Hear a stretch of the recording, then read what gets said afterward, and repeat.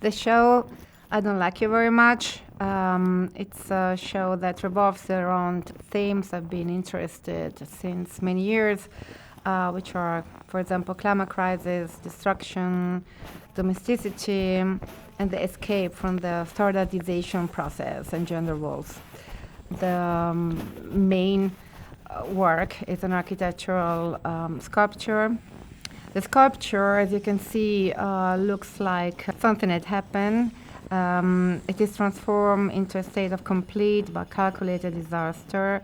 The upper floor seems to have slid down from the ground floor and wedged itself into it, while the roof leans against the Kunsthaus, so-called travelator, and comes out menacingly into the space. The home that you see characterized by the sculpture, it's not a safe place and it's not a homely place.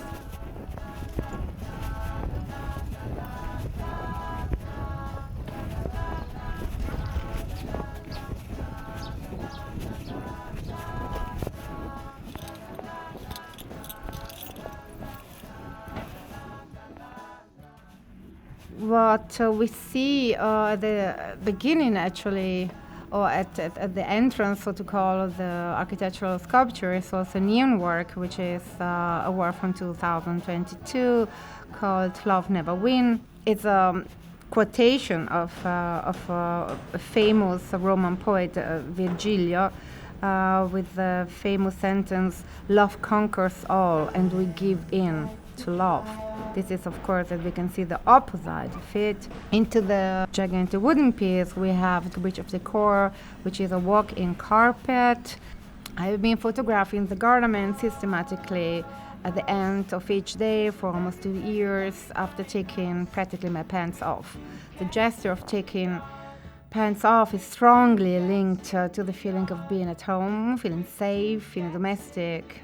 Though this gesture of immaterial archiving, what seems so private and almost intimate, becomes a frozen image of privacy that mutates into decor.